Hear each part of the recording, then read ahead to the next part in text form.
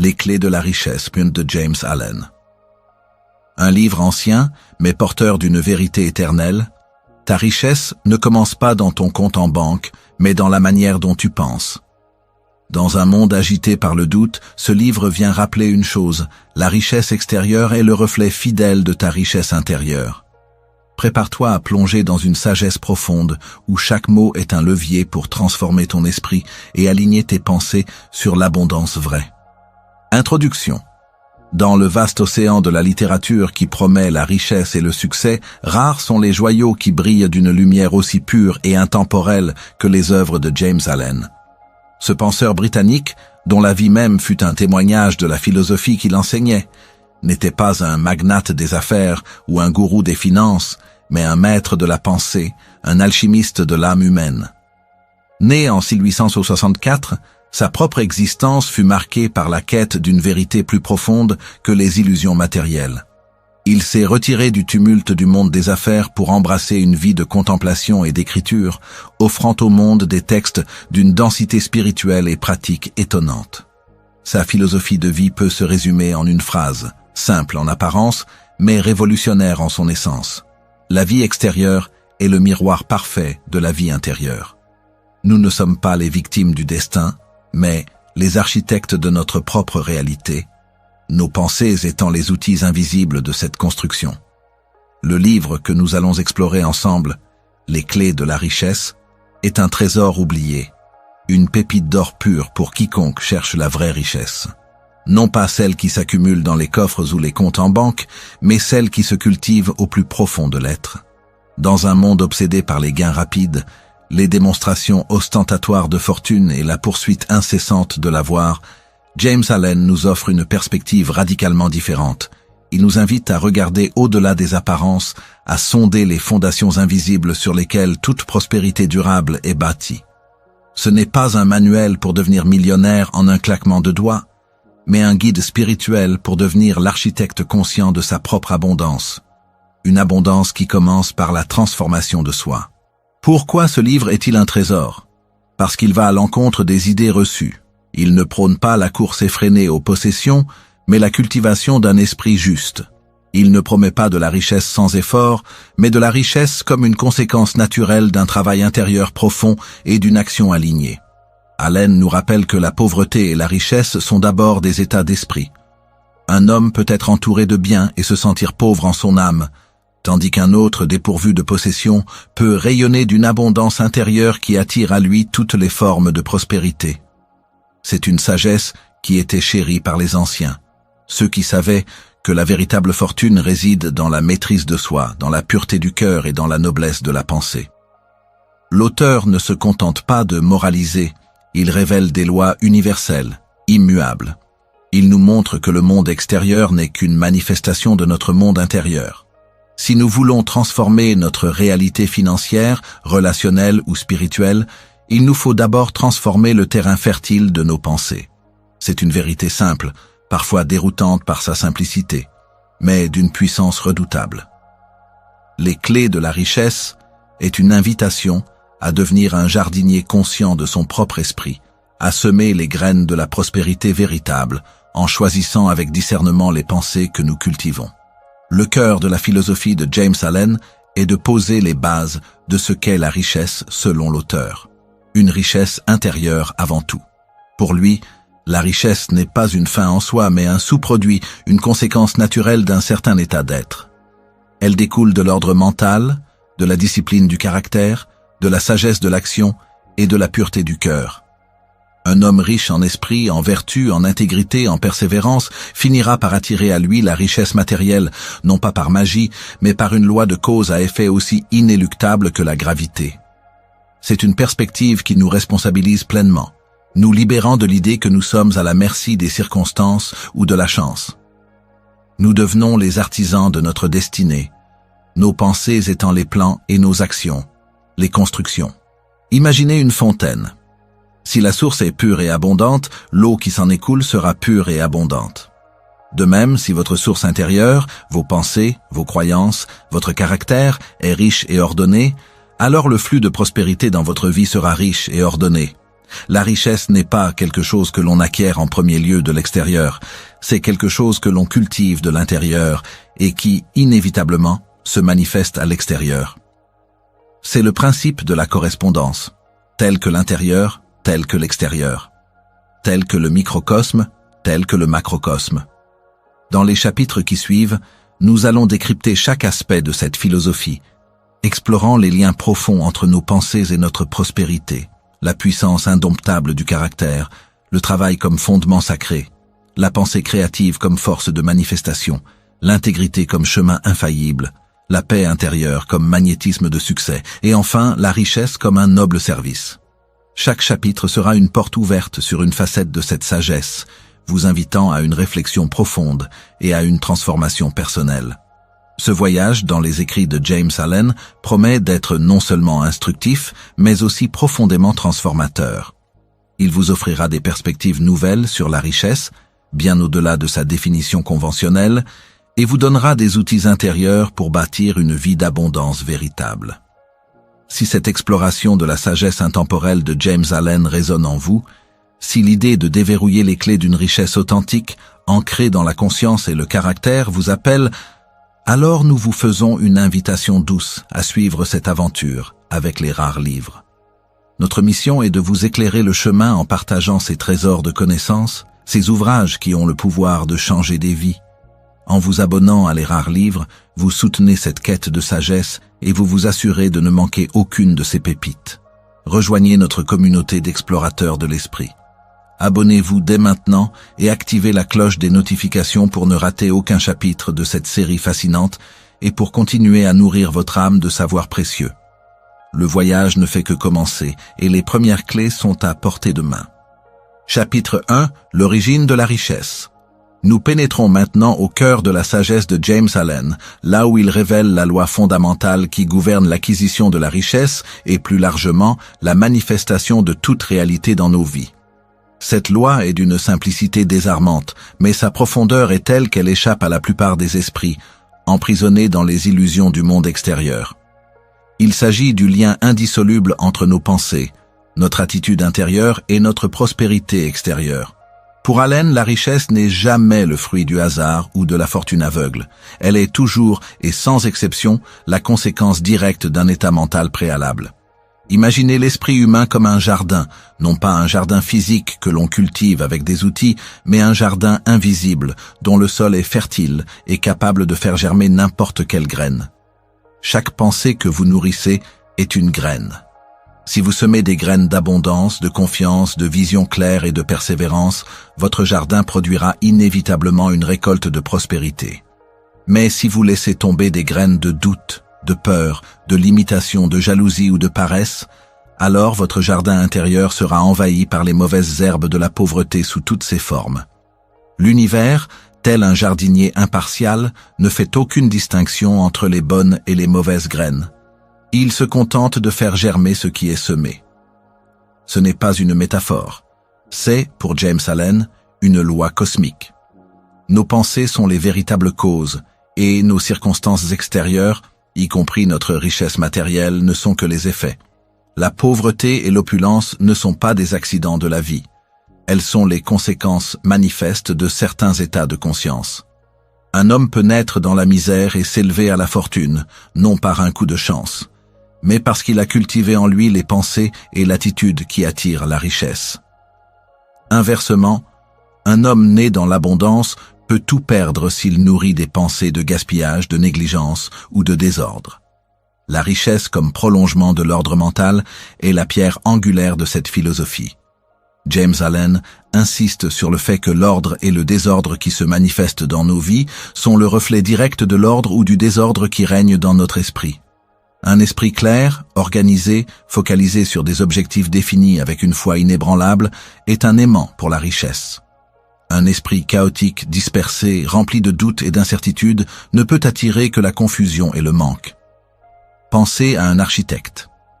Avant de construire un édifice imposant, il doit d'abord visualiser chaque détail, planifier chaque étape, concevoir chaque élément dans son esprit. L'ordre de la construction extérieure n'est qu'une extension de l'ordre mental du Créateur. De même, La richesse que nous manifestons dans notre vie est la structure qui prend forme à partir des plans que nous dessinons dans notre esprit. Si ces plans sont flous, contradictoires ou empreints de peur, l'édifice de notre prospérité sera instable ou inexistant. Si les plans sont clairs, détaillés, imprégnés d'une vision noble, alors l'abondance se manifestera avec une force inéluctable.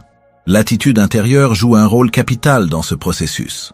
Une attitude de gratitude, même face aux défis, ouvre les portes à davantage d'abondance.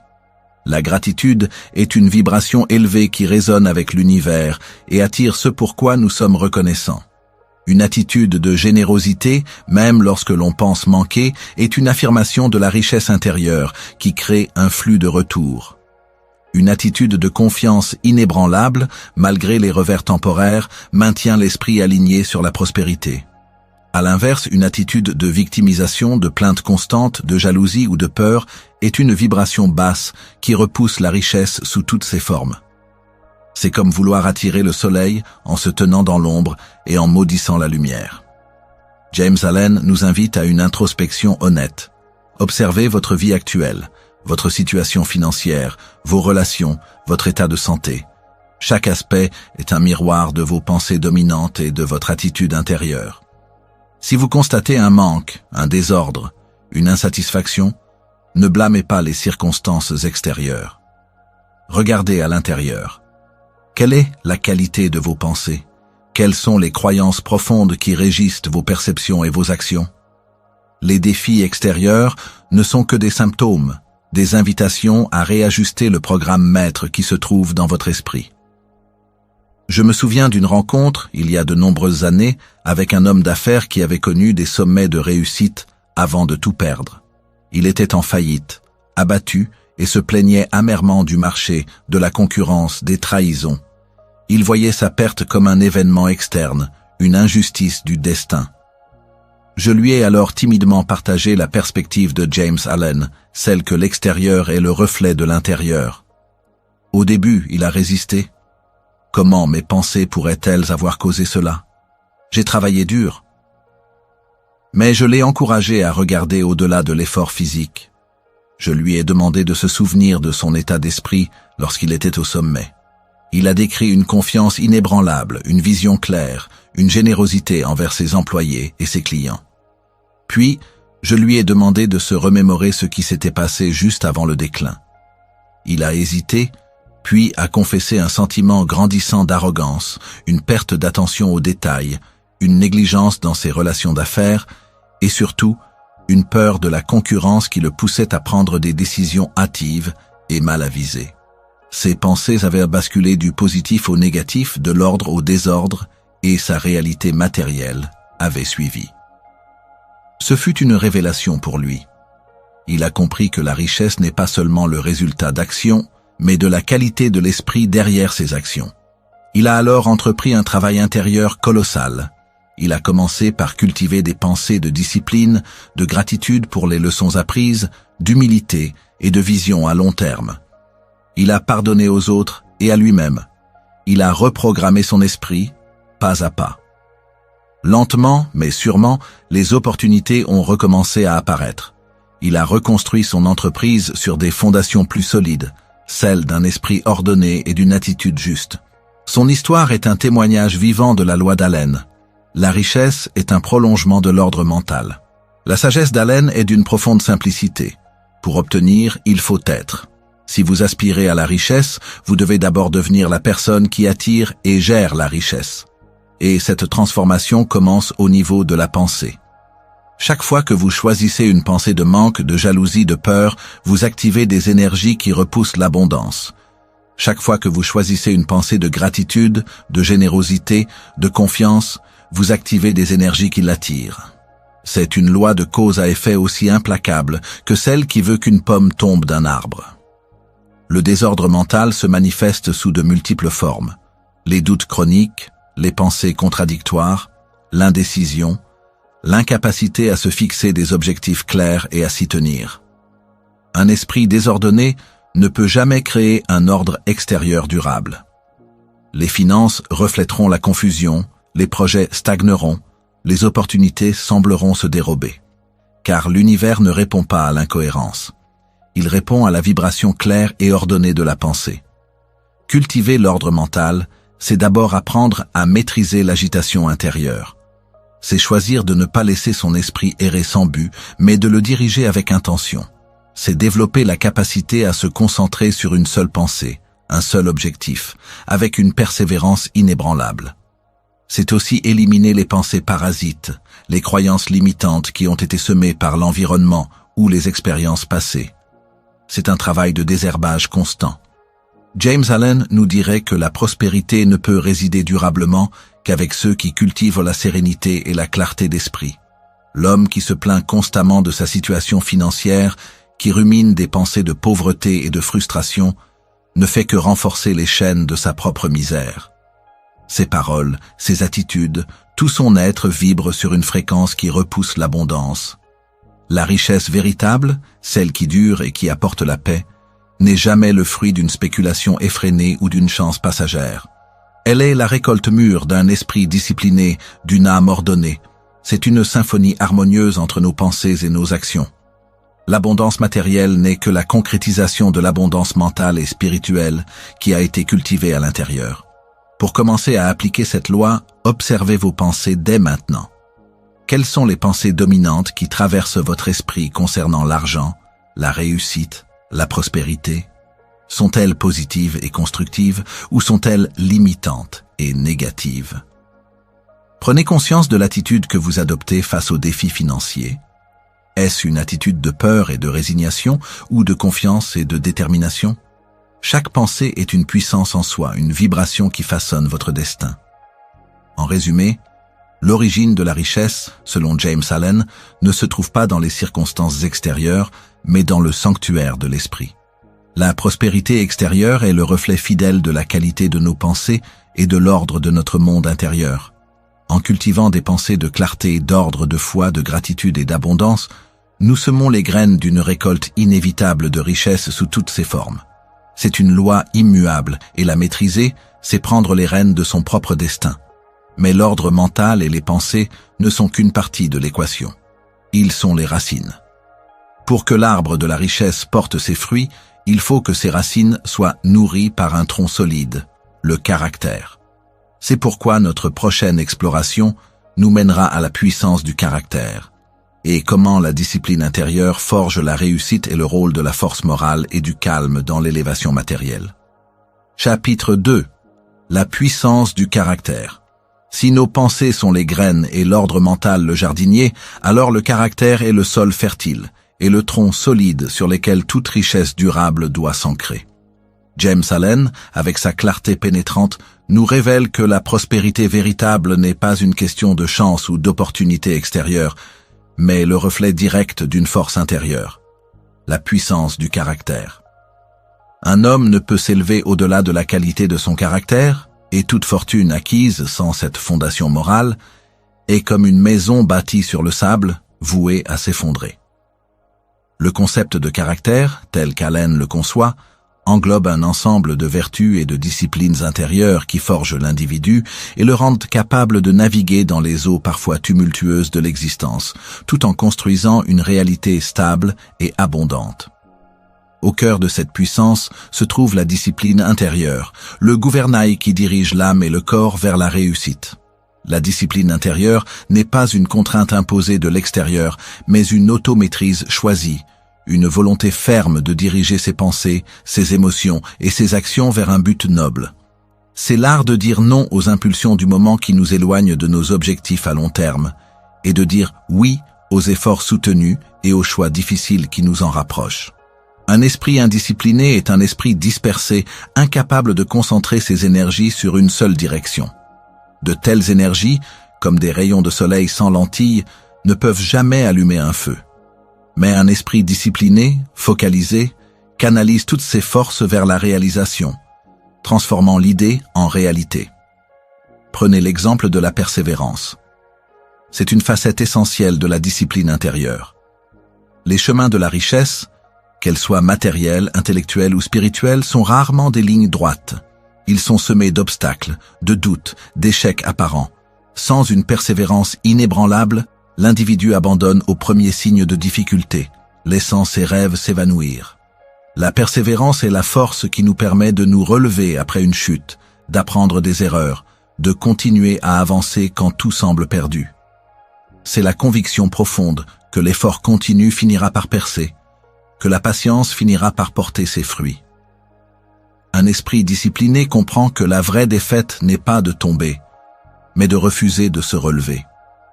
La diligence est une autre manifestation cruciale de la discipline intérieure. C'est l'habitude de l'effort constant, de l'attention aux détails, de l'achèvement des tâches. L'homme diligent ne remet pas au lendemain ce qui peut être fait aujourd'hui. Il ne se contente pas du travail bâclé, mais s'efforce de toujours donner le meilleur de lui-même.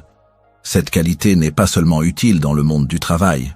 Elle infuse toutes les sphères de l'existence.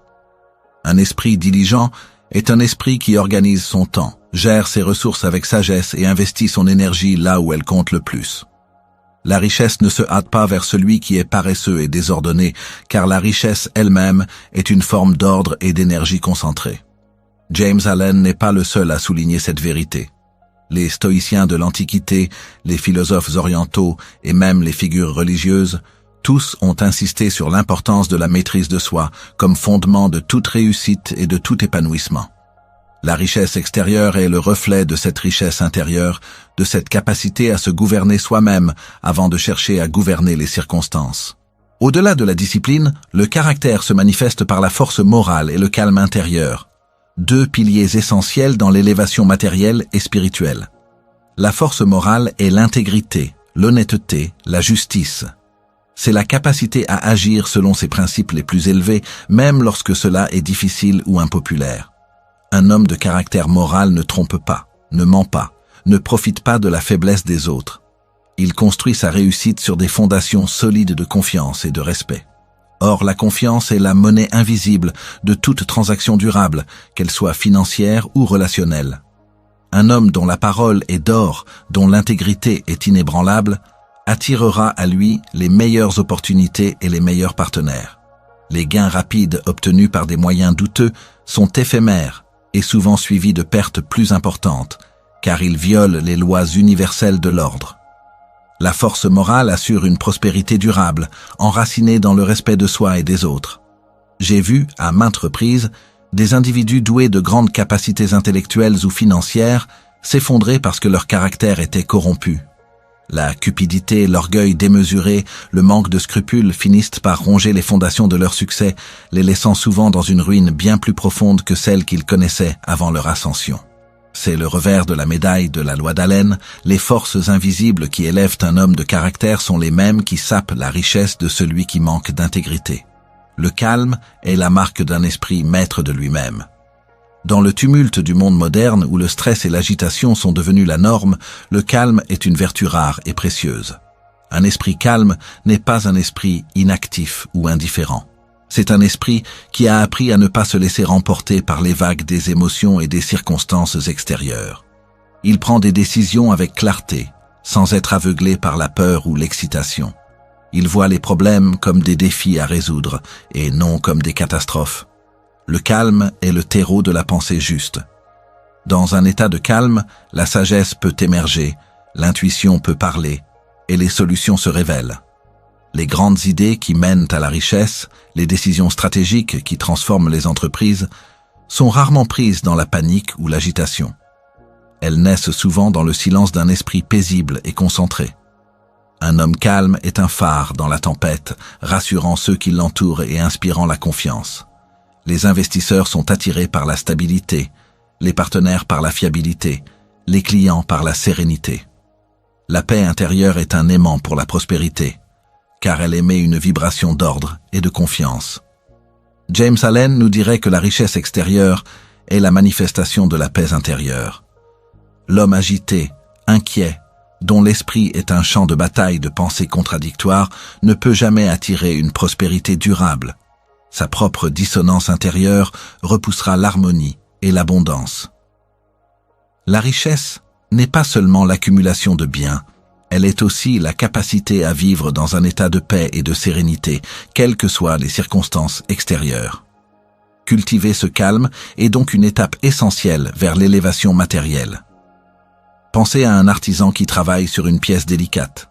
S'il est agité, ses mains trembleront, son esprit sera dispersé et le résultat sera imparfait. Mais s'il travaille avec un esprit calme, concentré, ses mouvements seront précis, sa vision claire, et son œuvre sera un chef-d'œuvre. La même loi s'applique à la construction de notre richesse. Nos pensées, nos actions, nos relations, tout est impacté par le niveau de calme que nous maintenons en nous. J'ai été témoin, au fil des années, de la façon dont le calme intérieur d'un individu pouvait influencer toute une situation. Je me souviens d'une crise majeure dans une entreprise où les tensions étaient palpables, la panique menaçait de tout emporter. Le PDG, habituellement très énergique et parfois emporté, a étonné tout le monde par son calme inébranlable. Il ne niait pas la gravité de la situation, mais son visage était serein, sa voix posée. Il a écouté chacun, pris des décisions claires sans une once d'agitation. Son calme n'était pas une façade. C'était la manifestation d'une force intérieure profonde. Cette sérénité a eu un effet contagieux. Les équipes se sont senties rassurées, ont retrouvé leur concentration. Et ensemble, ils ont traversé la tempête, non seulement en sortant indemnes, mais en ressortant plus forts et plus unis. Ce PDG n'a pas seulement sauvé son entreprise par des stratégies financières, il l'a fait par la puissance de son caractère et son calme contagieux. Le chemin vers la richesse, tel qu'enseigné par James Allen, n'est pas une quête extérieure, mais une ascension intérieure. Il s'agit de sculpter son propre caractère, de polir ses vertus, de maîtriser ses impulsions.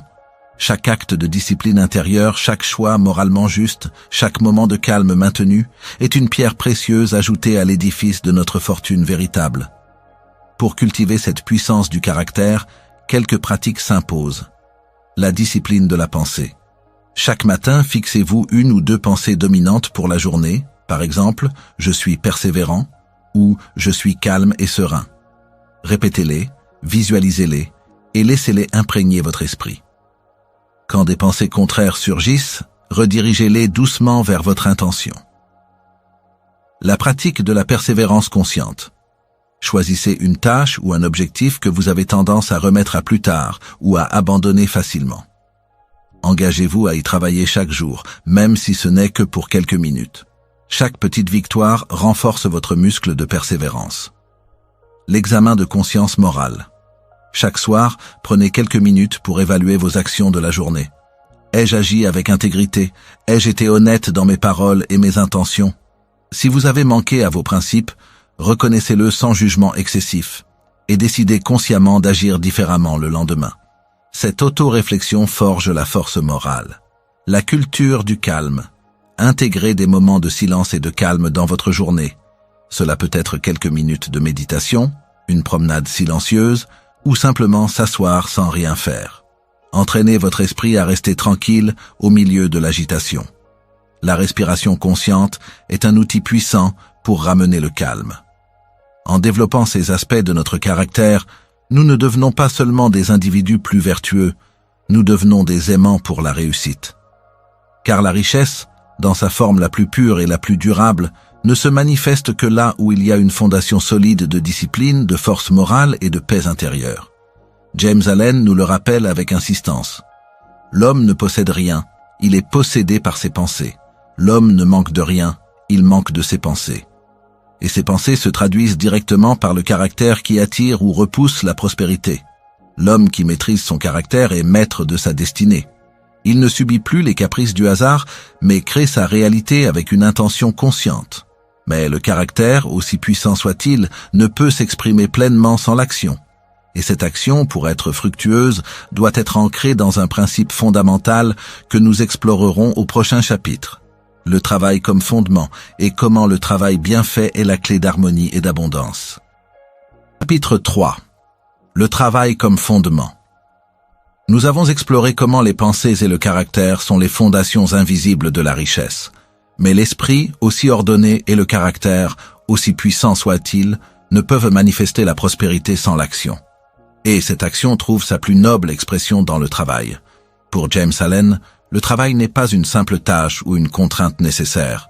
Il est une pierre angulaire de l'existence, un acte sacré qui, lorsqu'il est accompli avec conscience et intégrité, devient une clé d'harmonie et d'abondance. L'idée que le travail est un fardeau, une corvée dont il faut se libérer au plus vite, est une illusion moderne qui nous éloigne de notre véritable puissance créatrice. Dans les traditions anciennes, le labeur était souvent perçu comme une forme de méditation active, une manière d'exprimer son être le plus profond, de servir le monde et de se connecter aux lois universelles de la création. Le paysan qui cultivait sa terre avec amour, l'artisan qui sculptait le bois avec dévotion, le philosophe qui affinait sa pensée avec patience, tous étaient engagés dans une forme de travail qui les élevait. Le travail bien fait est cette forme élevée de travail. Il ne s'agit pas seulement de l'achèvement d'une tâche, mais de la qualité de l'effort, de l'attention aux détails, de l'amour et du dévouement que l'on y investit. James Allen nous enseigne que la véritable abondance ne découle pas de la quantité de travail, mais de sa qualité.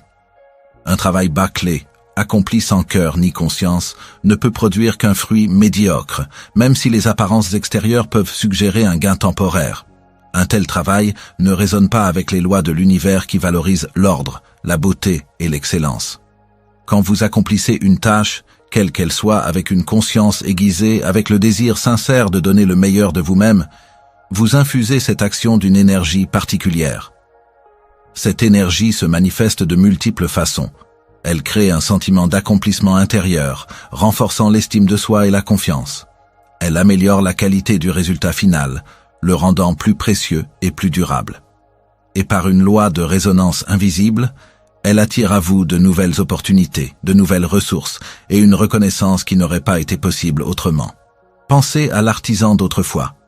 Il ne fabriquait pas seulement un objet, il y mettait son âme. Chaque coup de marteau, chaque sculpture, chaque finition était imprégnée de son attention et de sa passion. Les objets ainsi créés portaient une vibration particulière, un charme qui dépassait leur simple utilité. Ils étaient faits pour durer, pour inspirer, et ils attiraient naturellement la richesse vers leur créateur, non seulement matérielle, mais aussi celle de la réputation et du respect. C'est cela le travail bien fait, un acte d'offrande à la vie elle-même.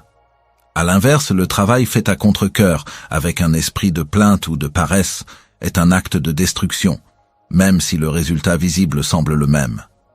L'énergie négative investie dans la tâche finira par se retourner contre celui qui l'a émise, sous forme de frustration, de stagnation ou de manque.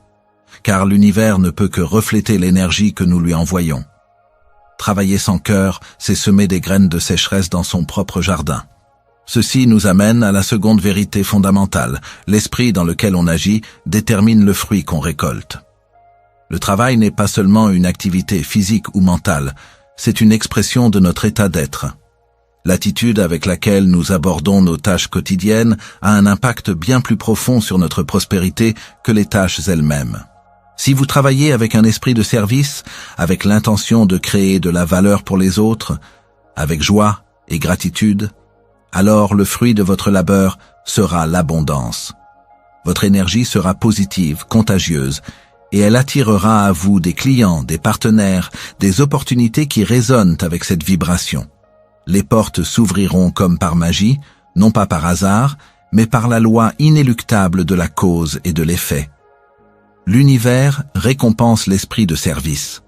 En revanche, si vous travaillez avec un esprit d'amertume, de ressentiment, d'envie, ou simplement pour le seul gain personnel sans considération pour la valeur que vous offrez, alors même si des gains éphémères peuvent se présenter, ils ne seront pas durables.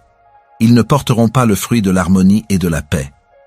L'argent gagné avec une mauvaise intention peut s'avérer être un poison, entraînant le désordre et le malheur. Car la vraie richesse, selon Allen, est inséparable de la paix intérieure et de la satisfaction. L'esprit de dévouement est le carburant invisible du succès durable. Le dévouement n'est pas de l'abnégation, c'est un amour pour ce que l'on fait, une joie dans l'acte de création.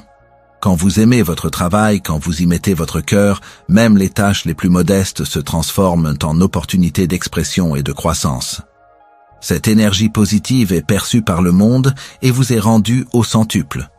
Je me souviens d'une histoire que l'on racontait dans mon enfance, celle d'une femme qui vendait des légumes sur le marché. Elle n'était pas la plus riche, mais sa table était toujours la plus achalandée. Ses légumes n'étaient pas forcément plus beaux ou moins chers que ceux des autres. Mais cette femme avait une joie contagieuse. Elle parlait à chaque client avec un sourire sincère. Elle donnait des conseils avec bienveillance. Elle touchait ses produits avec respect. Les gens ne venaient pas seulement acheter des légumes, ils venaient chercher un peu de sa lumière. Son travail était un acte d'amour, et l'abondance qu'elle recevait, non seulement financière, mais aussi en termes de relations et de respect, était le reflet direct de l'esprit avec lequel elle agissait. Sa prospérité était le fruit de son travail bien fait et de son esprit généreux. À l'inverse, j'ai vu des personnes intelligentes et compétentes, mais dont l'esprit était constamment teinté d'amertume ou d'une attitude de « je dois faire ceci ».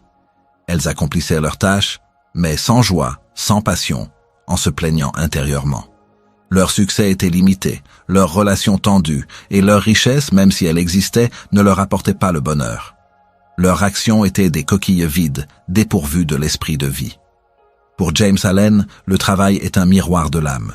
Si l'âme est en ordre, si l'esprit est pur, si le cœur est aimant, alors le travail qui en découle sera harmonieux et productif, et il mènera inévitablement à l'abondance. C'est une loi spirituelle qui gouverne le monde matériel. Le travail bien fait est une discipline qui affine notre caractère et élève notre conscience. C'est une prière silencieuse, un acte de dévotion à la vie. Pour intégrer cette sagesse dans notre quotidien, quelques réflexions et pratiques peuvent nous aider. La conscience dans l'action. Peu importe la tâche que vous accomplissez, qu'il s'agisse de votre travail professionnel, d'une tâche ménagère ou d'une activité bénévole, engagez-vous pleinement. Prêtez attention aux détails. Ne vous contentez pas de faire le minimum, mais efforcez-vous de le faire avec excellence. Chaque action, même la plus petite, est une opportunité d'exprimer votre perfection. L'esprit de service. Avant d'entreprendre une tâche, demandez-vous « Comment puis-je créer de la valeur ici ?» Comment puis-je servir au mieux? Que ce soit pour un client, un collègue ou votre famille, mettez l'intention de servir au premier plan. L'argent, la reconnaissance, l'abondance suivront naturellement, car l'univers répond à l'esprit de contribution. La gratitude au travail. Même dans les tâches les plus routinières, trouvez des raisons d'être reconnaissant. La possibilité de travailler, d'exprimer vos talents, de contribuer à quelque chose. La gratitude transforme une corvée en opportunité. Elle élève votre vibration et celle de votre travail. La purification des intentions. Observez l'esprit avec lequel vous agissez. Êtes-vous motivé par la peur, la cupidité, l'envie, ou par la passion, le désir de créer, le service? Si vos intentions sont impures, prenez un moment pour les réaligner. Le simple fait de reconnaître une mauvaise intention peut la dissoudre et permettre à une intention plus noble d'émerger. La persévérance joyeuse. Le travail bien fait demande souvent de la persévérance, mais cette persévérance ne doit pas être un fardeau. Cultivez la joie dans l'effort, la satisfaction de voir le progrès, même lent. Célébrez les petites victoires. En embrassant le travail comme un fondement sacré, nous ne nous contentons pas de gagner notre vie, nous construisons une vie riche de sens et d'abondance. Nous ne cherchons pas à échapper au travail, mais à nous élever à travers lui. James Allen nous enseigne que la prospérité véritable est le fruit d'un labeur conscient, accompli avec un esprit d'excellence et de service. C'est dans le cœur de l'action juste que la richesse trouve sa source la plus pure et la plus durable.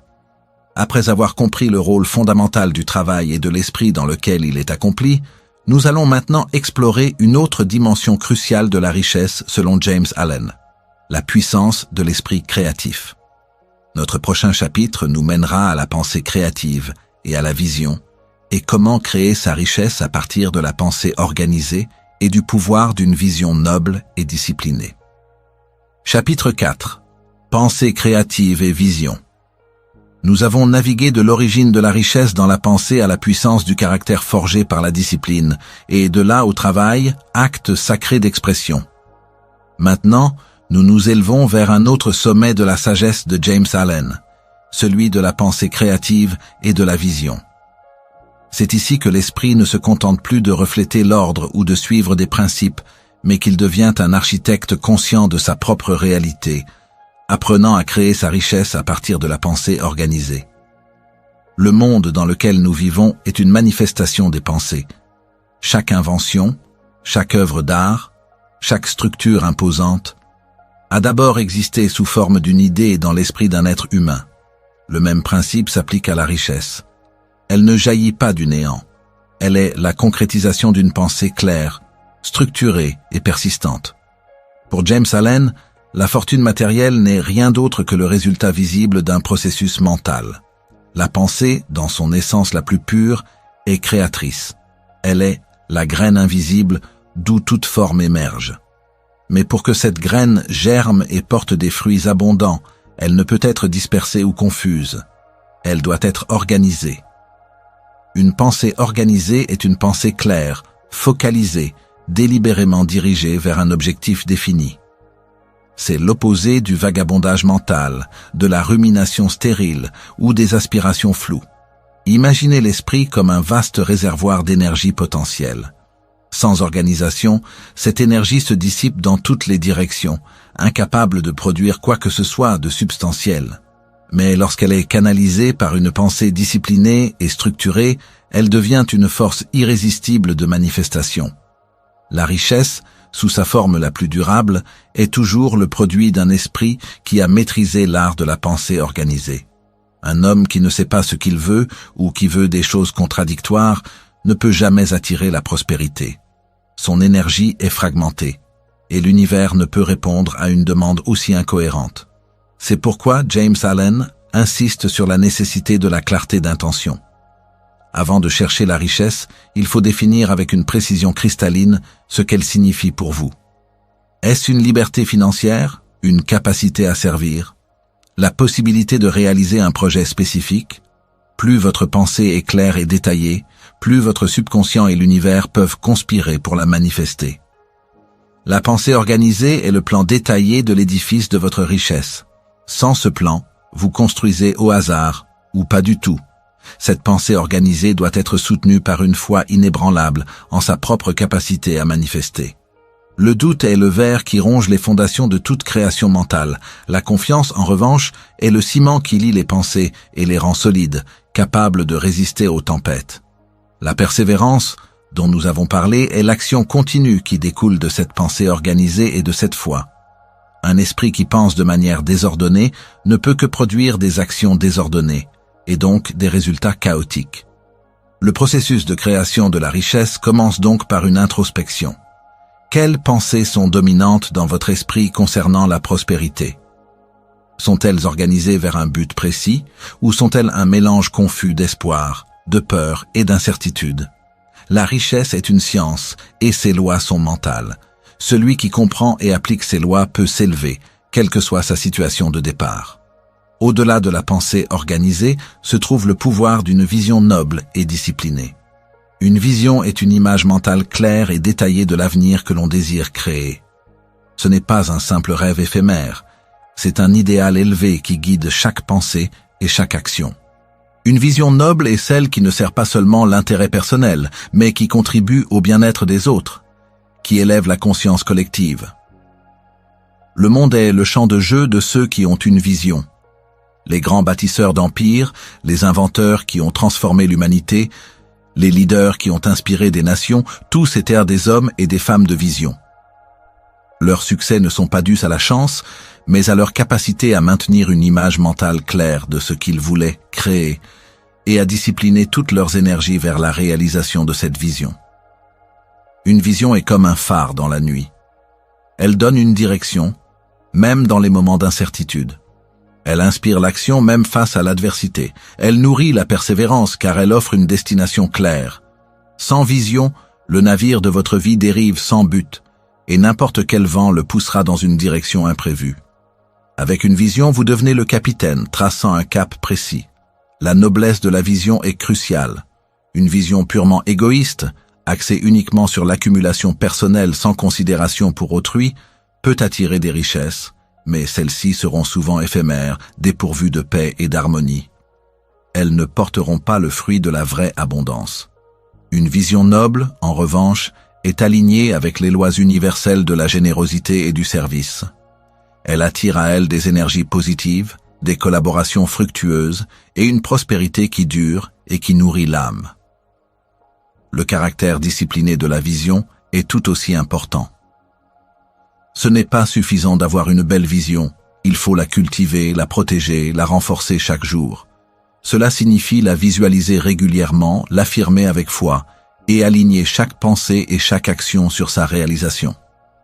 Une vision disciplinée est celle qui ne se laisse pas détourner par les doutes, les critiques, les échecs temporaires ou les distractions.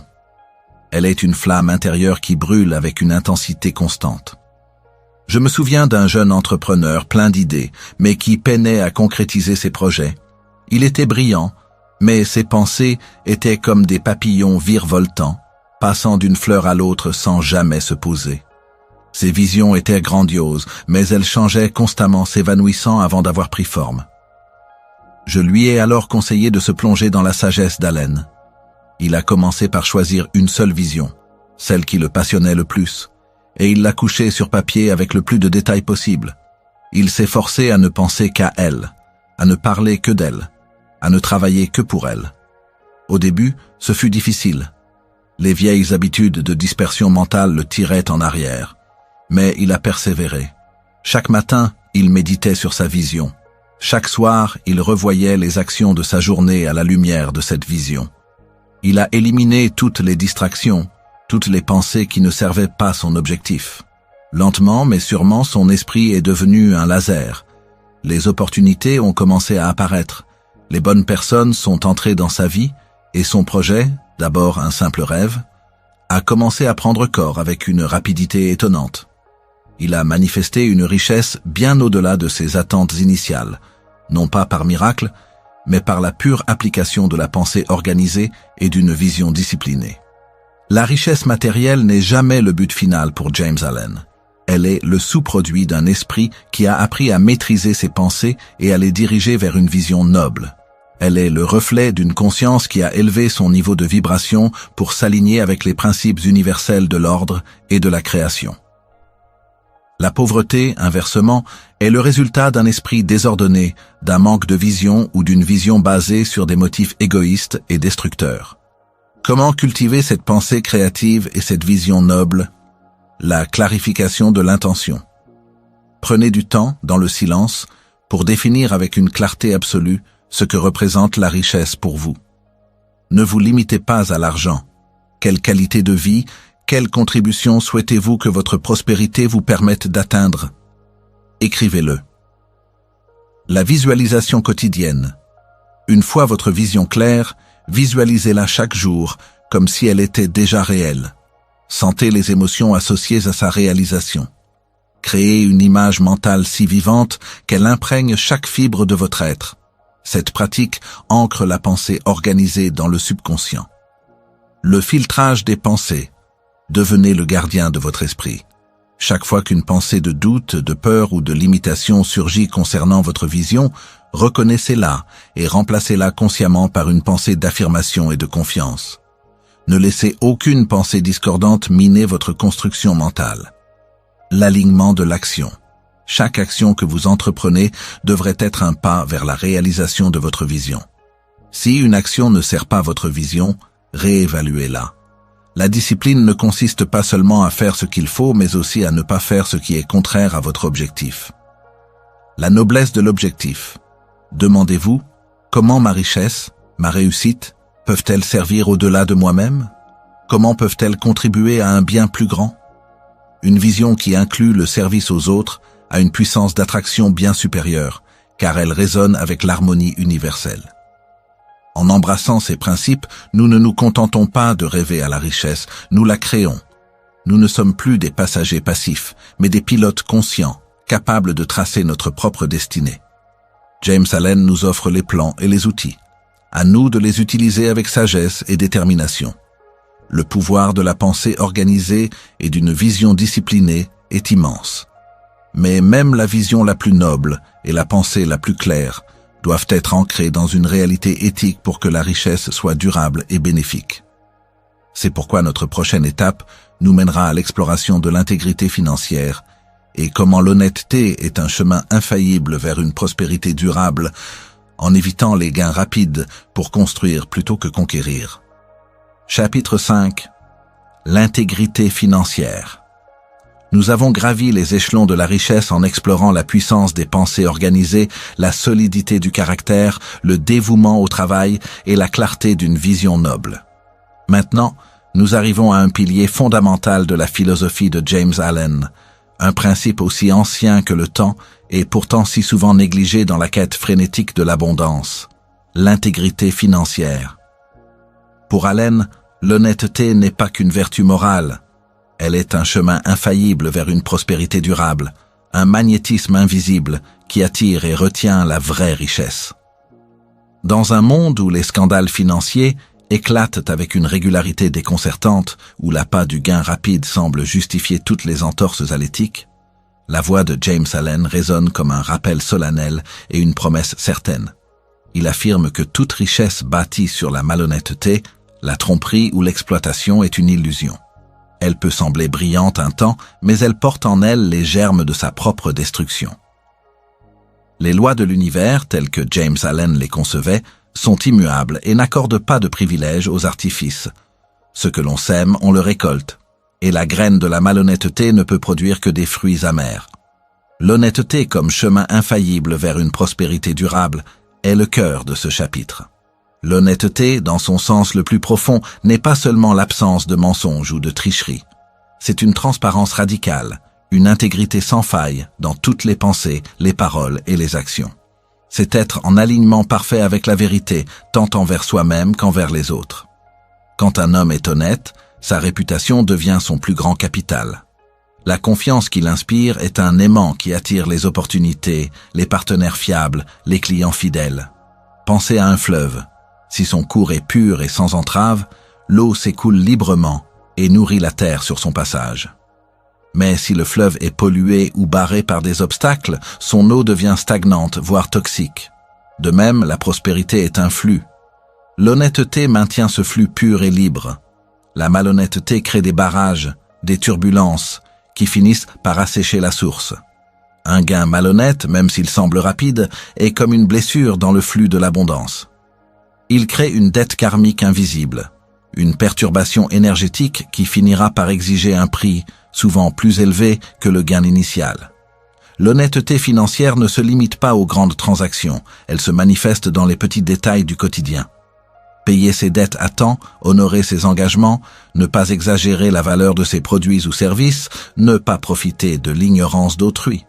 Chaque petite action d'intégrité renforce le caractère et solidifie les fondations de la richesse durable. Chaque entorse à l'honnêteté, même minime, crée une fissure dans cet édifice. Ceux qui bâtissent leur fortune sur des principes d'honnêteté et d'intégrité dorment en paix. Leur richesse est un sous-produit de leur caractère, et non une source d'angoisse ou de peur d'être découverts.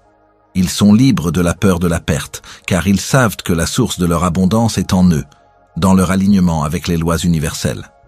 C'est une richesse qui non seulement dure, mais qui apporte une profonde satisfaction et un sentiment de dignité. L'histoire est parsemée d'exemples d'individus et d'entreprises qui, animés par une intégrité sans faille, ont bâti des empires durables, respectés par tous. Leur fortune n'était pas seulement matérielle, elle était aussi une fortune de réputation, de confiance, de bienveillance, des actifs inestimables qui ne peuvent être achetés par l'argent. Le corollaire direct de l'intégrité financière est la nécessité d'éviter les gains rapides, construire plutôt que conquérir. L'illusion du gain rapide est l'un des pièges les plus dangereux sur le chemin de la richesse durable. Elle promet une gratification instantanée, mais elle détourne l'attention des principes fondamentaux de la patience, de la diligence et de la construction progressive. La mentalité de conquête vise à prendre, à exploiter, à s'enrichir au détriment des autres ou du système. Elle est animée par l'avidité et une vision à court terme. Cette approche peut certes générer des profits immédiats, mais elle ne crée rien de solide. Elle épuise les ressources, détruit les relations et finit par s'autodétruire. C'est comme vouloir récolter sans avoir semé, ou couper un arbre sans en prendre soin. La nature ne se plie pas à de telles exigences. James Allen nous dirait que la vraie richesse est le fruit d'une construction patiente et délibérée. C'est le résultat d'un investissement de temps, d'effort, d'intégrité et de valeur. C'est le processus par lequel un homme sème des graines de service, de travail bien fait, de pensée organisée et attend patiemment la récolte. Chaque pas est réfléchi, chaque fondation est solidement posée. Considérez l'image d'une cathédrale séculaire. Elle n'a pas été construite en un jour ni par une seule génération. Chaque pierre a été taillée avec précision. Chaque arc a été élevé avec un savoir-faire méticuleux. C'est le fruit d'une vision à long terme, d'une patience infinie et d'un dévouement sans faille à la qualité. Une telle œuvre d'art est intemporelle et durable. De même, la richesse durable est le chef-d'œuvre d'une vie construite avec intention et intégrité. Les gains rapides, en revanche, sont souvent le résultat d'une spéculation excessive, de la négligence des risques, de la manipulation ou d'une chance éphémère. Ils ne nourrissent pas le caractère, n'enseignent pas la patience et ne développent pas la sagesse. Ceux qui les poursuivent vivent dans un état constant d'anxiété, craignant la prochaine chute, car ils savent inconsciemment que ce qu'ils ont acquis n'est pas enraciné dans la vérité. J'ai personnellement rencontré des individus qui avaient connu des succès fulgurants par des coups financiers. Ils racontaient leurs exploits avec bravade. Mais au fil du temps, leurs fortunes s'évanouissaient aussi vite qu'elles étaient apparues. Leur vie était un cycle de hauts et de bas extrêmes, sans la paix ni la satisfaction. Leurs gains n'avaient pas été construits sur des principes, mais sur des opportunités fugaces. Ils étaient des conquérants éphémères, pas des bâtisseurs durables. Leur esprit restait agité, incapable de trouver la sérénité que seule une richesse solidement établie par l'intégrité peut apporter. L'approche de James Allen est radicalement différente. Il nous invite à devenir des bâtisseurs. Cela signifie cultiver la patience, comprendre que la vraie richesse est un processus, pas un événement instantané. Accepter que les fruits de nos efforts ne seront pas toujours visibles immédiatement. Miser sur la qualité et la valeur, se concentrer sur la création de produits ou de services d'une valeur réelle, qui répondent à un besoin authentique et qui apportent un bienfait durable aux autres. Bâtir des relations solides, traiter les clients, les partenaires, les employés avec respect et équité. La confiance mutuelle est un actif inestimable qui multiplie la richesse. Investir en soi. Développer son caractère, ses compétences, sa sagesse. C'est le capital le plus sûr et le plus rémunérateur. Penser à long terme. Prendre des décisions non pas en fonction du profit immédiat, mais de leur impact sur le long terme, sur la durabilité et sur le bien-être général. L'intégrité financière est une forme d'alignement avec les lois de l'univers. Quand on agit avec honnêteté, on crée une résonance vibratoire qui attire la prospérité harmonieuse.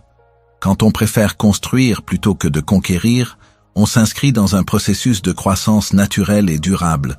C'est une voie qui demande discipline et foi, mais dont les récompenses sont infiniment plus riches et plus profondes que les gains éphémères de la malhonnêteté.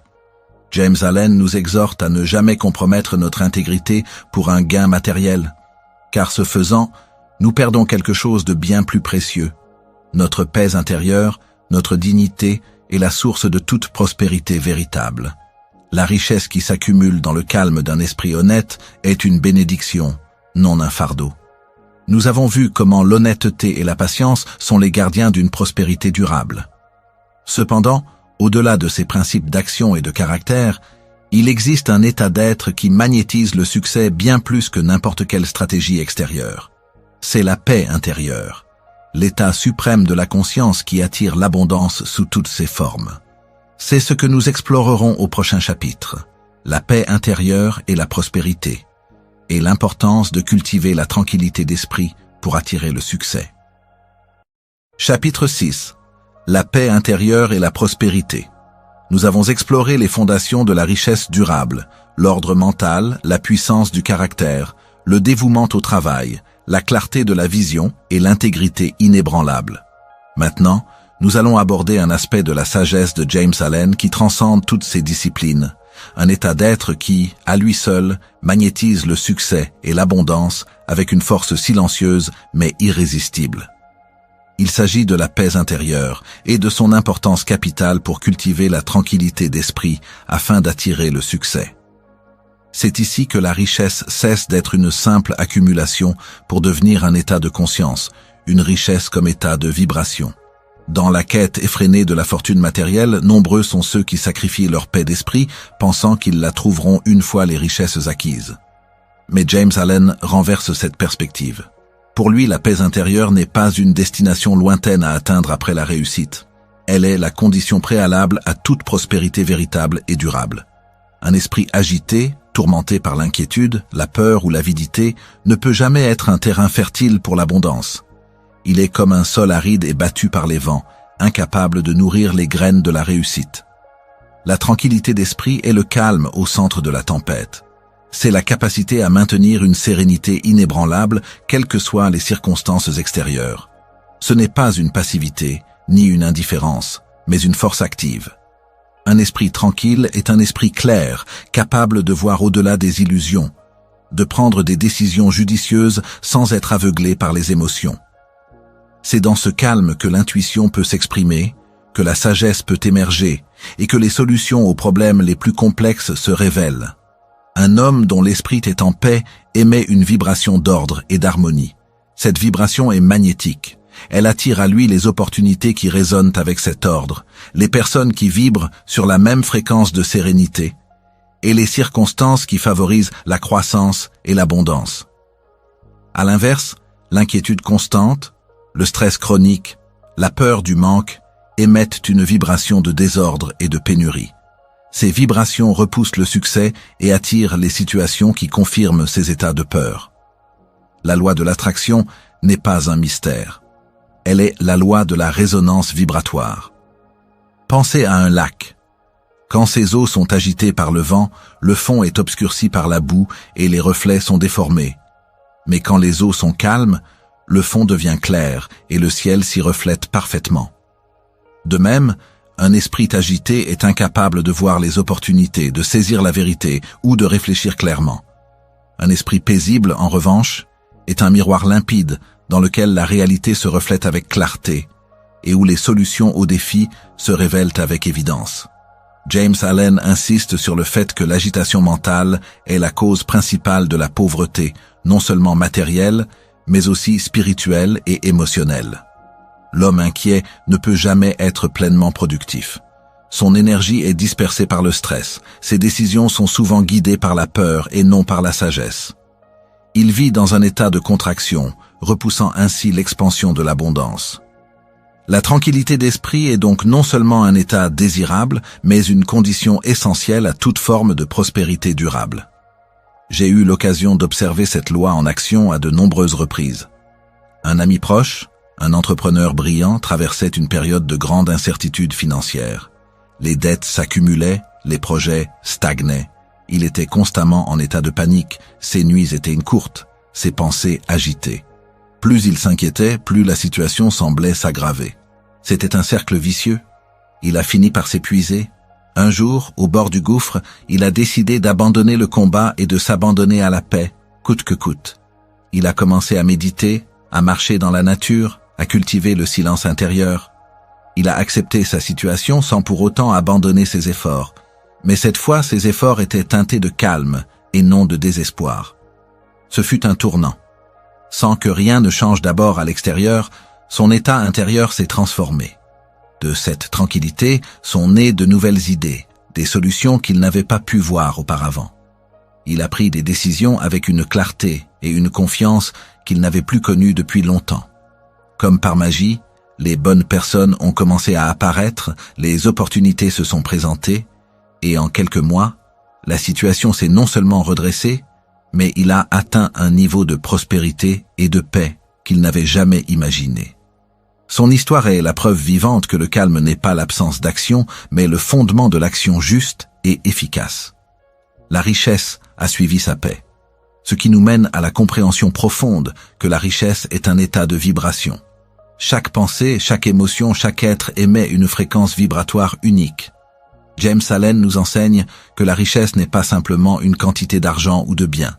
C'est un certain état de conscience, une vibration spécifique qui, lorsqu'elle est cultivée en nous, attire à elle des manifestations matérielles qui correspondent à cette fréquence. Lorsque notre esprit est empli de gratitude, de générosité, de joie, de paix et de confiance, nous vibrons à une haute fréquence. Cette fréquence est intrinsèquement alignée avec l'abondance de l'univers.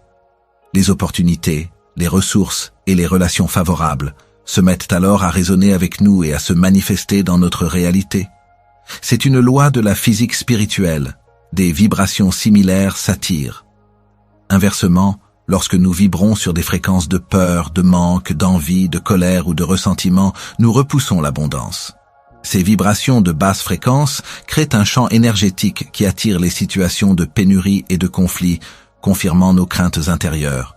Il est donc vain de chercher la richesse matérielle si notre vibration intérieure est celle de la pauvreté et de l'agitation. Il faut d'abord élever sa vibration pour attirer ce que l'on désire. La paix intérieure est la plus haute de ces vibrations d'abondance. Elle est la mélodie fondamentale sur laquelle toutes les autres notes de la prospérité peuvent s'accorder. Un esprit en paix est un esprit en harmonie avec l'univers. Et l'harmonie est la loi de la création. Pour cultiver cette tranquillité d'esprit et élever notre vibration vers la prospérité, James Allen nous inviterait à adopter les pratiques suivantes. La discipline du silence quotidien. Réservez chaque jour un temps, même court, pour le silence absolu. Asseyez-vous, fermez les yeux et respirez profondément. Laissez les pensées passer sans vous y accrocher. Cet entraînement calme l'esprit et renforce le muscle de la tranquillité. La maîtrise de la réaction. Chaque fois que vous vous sentez emporté par l'agitation, la peur ou la colère, faites une pause consciente. Ne réagissez pas immédiatement. Respirez profondément. Demandez-vous: comment puis-je réagir avec calme et sagesse dans cette situation? Cette pause est une opportunité de choisir la paix plutôt que le chaos. La pratique de la gratitude. Chaque matin et chaque soir, listez 5 choses pour lesquelles vous êtes sincèrement reconnaissant. La gratitude est une émotion à haute vibration qui attire davantage de choses à remercier. Elle déplace votre esprit du manque vers l'abondance. L'acceptation et le lâcher-prise. Acceptez ce que vous ne pouvez pas changer et lâchez prise sur l'inquiétude excessive. La peur du futur et le regret du passé sont les plus grands voleurs de la paix intérieure. Vivez pleinement le moment présent, car c'est le seul moment où la vie se déroule. La pensée consciente. Soyez vigilant quant à la qualité de vos pensées. Chaque fois qu'une pensée de manque, de doute ou de peur surgit, reconnaissez-la et remplacez-la délibérément par une pensée de confiance, de foi et d'abondance. Vous êtes le jardinier de votre esprit. Choisissez les graines que vous y plantez. La nature et la contemplation.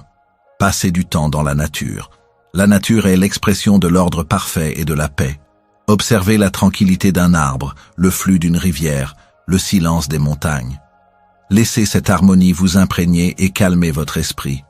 En cultivant la paix intérieure, nous ne faisons pas que nous sentir mieux, nous transformons activement notre champ vibratoire. Nous devenons des aimants pour la prospérité, des phares pour le succès. La richesse, pour James Allen, est le signe extérieur d'un ordre intérieur, d'un esprit calme et harmonieux qui a appris à raisonner avec les lois de l'univers. C'est une richesse qui ne peut être perdue, car sa source est en nous. Cette sagesse nous révèle que la prospérité est un état d'être avant d'être un état d'avoir. Un homme en paix est déjà riche, et cette richesse intérieure attirera les manifestations extérieures qui lui correspondent. Nous avons maintenant traversé les arcanes de la pensée créatrice, du caractère inébranlable, du travail sacré, de la vision noble et de l'intégrité sans faille. La paix intérieure est la mélodie qui unit tous ces éléments. Mais il reste une dernière dimension de la richesse à explorer, celle qui donne son sens le plus profond à toute accumulation et qui transforme l'abondance personnelle en une force de transformation pour le monde. Notre dernier chapitre nous mènera à la richesse comme service, et comment donner de la valeur avant de chercher à recevoir pour comprendre que la richesse ultime est celle qu'on partage. Chapitre 7, la richesse comme service. Nous voici arrivés à l'apogée de notre exploration des clés de la richesse de James Allen, au principe qui donne un sens profond à toutes les disciplines que nous avons abordées. Après avoir compris que la richesse naît de la pensée organisée et forgée par le caractère, se manifeste par le travail diligent, est guidée par une vision noble et est sécurisée par l'intégrité et la paix intérieure, nous découvrons la vérité ultime. La richesse comme service. C'est ici que la boucle se boucle et que l'abondance personnelle se transforme en une force de bien pour le monde. Pour Allen, le secret de la prospérité durable et épanouissante réside dans le fait de donner de la valeur avant de chercher à recevoir, car la richesse ultime est celle qu'on partage. Dans la vision matérialiste du monde, la richesse est souvent perçue comme une fin en soi, une accumulation qui vise à satisfaire les désirs personnels. Mais James Allen nous offre une perspective radicalement différente et bien plus élevée. Pour lui, la vraie richesse n'est pas ce que l'on prend, mais ce que l'on donne. Elle n'est pas ce que l'on garde, mais ce que l'on partage. C'est une loi universelle d'échange, un principe cosmique qui régit le flux de toute abondance. Donner de la valeur avant de chercher à recevoir est une philosophie de vie et une stratégie infaillible pour attirer la prospérité. Cela signifie se concentrer sur la création de bienfaits pour les autres, sur la résolution de leurs problèmes, sur l'apport d'une contribution significative, sans attendre immédiatement une contrepartie. C'est l'esprit du service désintéressé. Lorsque vous vous focalisez sur la valeur que vous pouvez offrir au monde, vous activez une loi de réciprocité. L'univers, tel un écho parfait, vous renvoie ce que vous émettez, multiplié. Pensez à un fermier. Il ne se plaint pas de ne pas avoir de récolte avant d'avoir semé. Il prépare le sol, plante les graines, les nourrit avec soin, les protège, il donne de son temps, de son énergie, de son savoir-faire. Et ce n'est qu'après avoir donné généreusement que la terre, à son tour, lui offre une récolte abondante. De même, dans le domaine de la richesse, celui qui sème des graines de valeur, d'aide, de solutions pour autrui, verra inévitablement sa propre vie fleurir de prospérité. Les plus grandes fortunes durables ont presque toujours été bâties sur la capacité à résoudre des problèmes pour un grand nombre de personnes, à offrir des produits ou des services qui améliorent la vie. Leurs créateurs n'ont pas d'abord pensé à comment devenir riche, mais à comment servir le plus grand nombre. L'argent n'était que le baromètre de la valeur qu'ils avaient apportée au monde. Si votre objectif principal est de recevoir sans donner, le flux sera bloqué, car la nature déteste le vide. L'univers ne peut donner qu'à celui qui donne. Cette mentalité de service exige une véritable empathie et une compréhension des besoins d'autrui. Elle demande de se poser la question « Comment puis-je être utile ?» avant de se demander « Comment puis-je m'enrichir ?» C'est un changement radical de perspective qui déplace l'attention de l'égocentrisme vers la contribution. Et paradoxalement, c'est ce déplacement qui ouvre les vannes de la vraie richesse. L'histoire de la prospérité regorge de témoignages de cette loi. J'ai vu des petites entreprises prospérer de manière extraordinaire, non pas grâce à des stratégies marketing agressives, mais grâce à une obsession authentique pour la satisfaction de leurs clients. Les propriétaires étaient des donneurs de valeur. Ils allaient au-delà des attentes, offraient un service impeccable, écoutaient les besoins de leurs clients avec attention.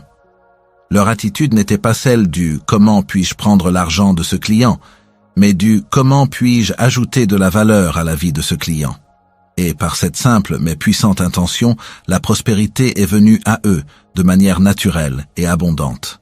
Ils n'avaient pas conquis la richesse, ils l'avaient attirée par le service. Ceci nous amène à la vérité culminante, la richesse ultime est celle qu'on partage. Pour James Allen, la véritable abondance n'est pas une richesse gardée jalousement, mais une richesse mise au service du bien commun. Accumuler des biens pour le seul plaisir de l'accumulation est une voie qui mène à la vacuité et à l'isolement. La joie la plus profonde, la satisfaction la plus durable ne proviennent pas de la possession, mais de la contribution, de la générosité, de la capacité à utiliser sa prospérité pour élever les autres. Le partage n'est pas une diminution de sa propre richesse, c'est une multiplication. C'est comme la lumière d'une bougie, elle ne perd rien de sa flamme en allumant d'autres bougies. Au contraire, elle illumine davantage le monde. Quand vous partagez votre richesse, qu'elle soit matérielle, intellectuelle ou spirituelle, vous ouvrez un canal pour que davantage d'abondance puisse circuler à travers vous. La générosité est une loi de l'univers. Ce que vous envoyez, vous le recevez en retour, souvent sous des formes inattendues et enrichissantes. La richesse partagée construit des ponts, des communautés, des opportunités pour tous. Elle crée un cycle vertueux où chacun bénéficie de la prospérité de l'autre. Un homme riche qui utilise sa fortune pour créer des emplois, financer l'éducation, soutenir la recherche ou soulager la souffrance ne se contente pas d'accumuler. Il sème des graines de prospérité pour des générations entières. Son héritage n'est pas seulement financier, il est spirituel, moral, humain. Allen nous invite à considérer la richesse non pas comme une propriété privée, mais comme une ressource universelle qui nous est confiée pour être gérée avec sagesse. Nous sommes des intendants et notre responsabilité est de faire fructifier cette ressource pour le bien de tous. La richesse qui n'est pas partagée finit par s'atrophier, à la fois pour l'individu et pour la société. Elle devient une énergie stagnante, sans vie. Je me suis un jour entretenu avec un homme qui, après avoir bâti une fortune considérable, s'est retrouvé dans une profonde dépression. Il avait tout ce que le monde pouvait offrir, mais ressentait un vide insondable. Il a fini par consulter un sage qui lui a simplement dit « Mon ami, la vie est un fleuve, pas un réservoir. L'eau qui ne coule pas devient stagnante. » L'homme a réfléchi à ces mots et a commencé à donner. Il a investi dans des projets sociaux, a soutenu des jeunes talents, a aidé des personnes dans le besoin. Au fur et à mesure qu'il partageait sa richesse, non seulement son vide s'est rempli, mais une joie profonde et une satisfaction durable ont inondé son être. Il a compris que la vraie richesse n'était pas dans la possession, mais dans le don. Ses biens matériels avaient pris un sens bien plus grand en devenant des instruments de service. Le partage ne se limite pas à l'argent. C'est aussi partager son temps, ses compétences, sa sagesse, son énergie.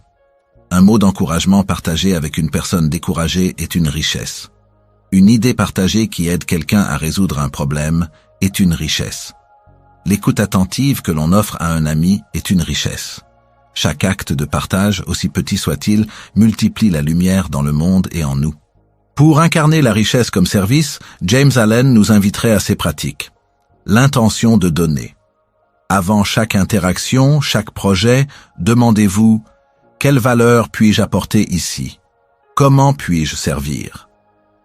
Faites de cette intention de donner le point de départ de toutes vos actions, même les plus petites. La générosité consciente. Pratiquez la générosité, non pas comme une obligation, mais comme un acte de joie. Donnez de votre temps, de votre argent, de vos compétences, de votre attention, avec un cœur ouvert et sans attente de retour. Voyez le don comme une affirmation de votre propre abondance. Le partage de la sagesse. Si vous avez acquis des connaissances, des compétences, des expériences, partagez-les avec ceux qui peuvent en bénéficier. Soyez un mentor, un guide, un enseignant. Votre sagesse se multiplie en étant partagée.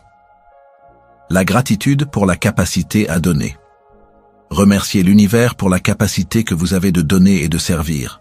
Cette gratitude renforce la vibration de l'abondance et attire davantage d'opportunités de contribution.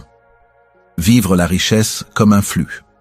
Comprenez que la richesse n'est pas une entité statique à accumuler, mais un flux dynamique. Laissez-la circuler à travers vous. Recevez avec gratitude et donnez avec joie. C'est dans ce mouvement que la vraie prospérité s'épanouit.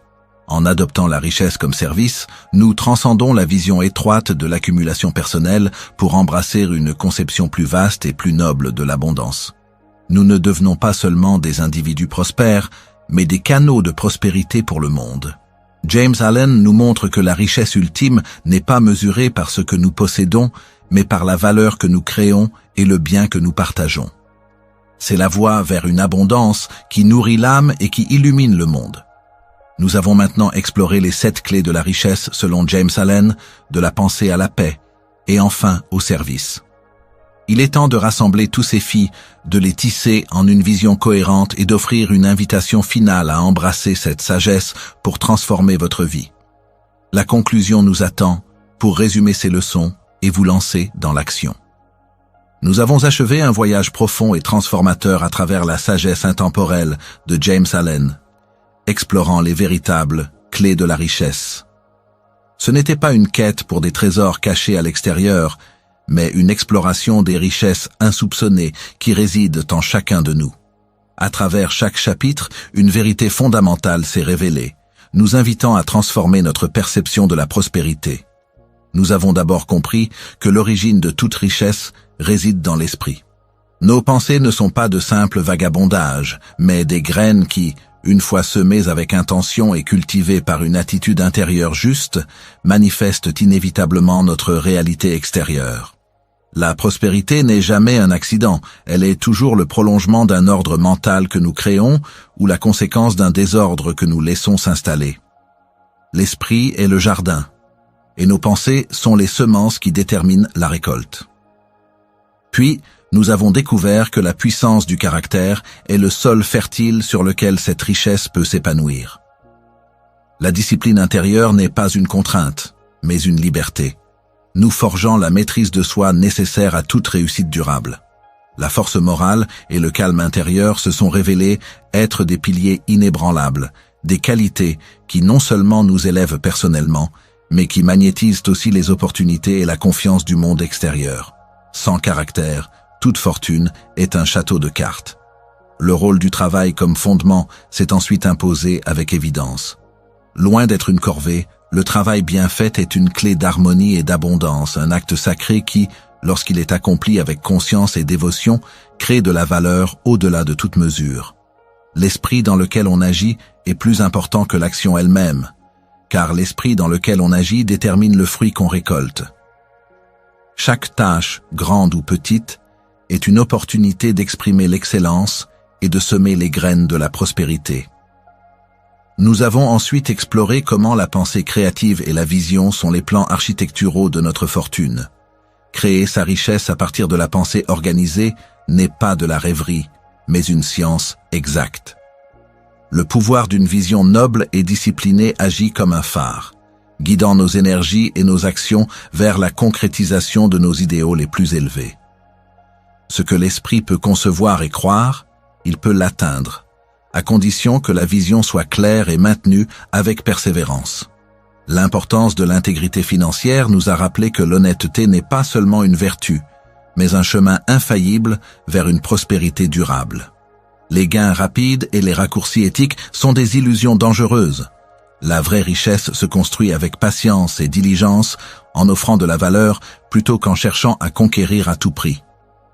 La confiance et la réputation sont des capitaux inestimables que seule l'intégrité peut bâtir et maintenir. Puis nous avons plongé dans la compréhension que la paix intérieure et la prospérité sont intrinsèquement liées.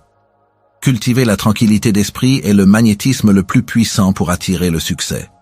La richesse, bien au-delà de sa forme matérielle, est avant tout un état de vibration, une fréquence que nous émettons.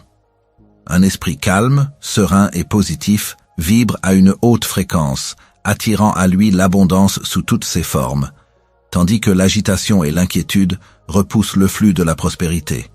Enfin, le voyage a culminé avec la révélation de la richesse comme service. La plus grande clé de l'abondance est de donner de la valeur avant de chercher à recevoir. C'est en se concentrant sur la contribution et le bien des autres que les portes de la prospérité s'ouvrent grandement. Car la richesse ultime est celle qu'on partage. C'est dans le don désintéressé, dans la générosité de l'esprit, du temps et des ressources, que l'abondance se multiplie et trouve son sens le plus noble et le plus épanouissant. Le message profond et intemporel de James Allen est donc une invitation pressante à l'introspection et à l'action consciente. La richesse n'est pas une quête extérieure, mais une transformation intérieure. Vous n'êtes pas un simple réceptacle passif de la fortune ou du malheur. Vous êtes un créateur, un architecte de votre propre destinée. Chaque pensée que vous choisissez de cultiver, chaque attitude que vous adoptez, chaque action que vous entreprenez avec diligence et intégrité, chaque acte de service que vous offrez, sont les instruments avec lesquels vous sculptez votre réalité. Commencez dès aujourd'hui. Observez vos pensées, purifiez vos intentions, renforcez votre caractère, travaillez avec conscience, nourrissez une vision noble, agissez avec intégrité et cultivez la paix intérieure. Et par-dessus tout, cherchez toujours à donner de la valeur et à partager l'abondance que vous recevez. En appliquant ces clés, non seulement vous attirerez la richesse matérielle, mais vous bâtirez une vie de paix, de joie, de sens et de contribution. Une richesse qui ne peut être ni volée ni perdue, car elle réside dans l'être que vous êtes devenu. Si cette exploration des profondeurs de la sagesse de James Allen a éclairé votre chemin, si elle a allumé en vous une nouvelle étincelle de compréhension et d'inspiration, alors nous vous invitons à poursuivre cette aventure avec nous. Chez les rares livres, notre passion est de dénicher et de partager ces trésors de sagesse, ces ouvrages qui ont le pouvoir de transformer des vies. Chaque livre est une clé, chaque résumé une nouvelle porte ouverte. Pour ne manquer aucune de ces pépites, pour continuer à nourrir votre esprit et votre âme avec des connaissances qui élèvent et inspirent, nous vous encourageons à rejoindre notre communauté. Votre soutien nous permet de continuer notre mission et de vous apporter encore plus de savoirs rares et précieux. La richesse de l'esprit est le premier pas vers toutes les autres richesses. Faites ce pas avec nous.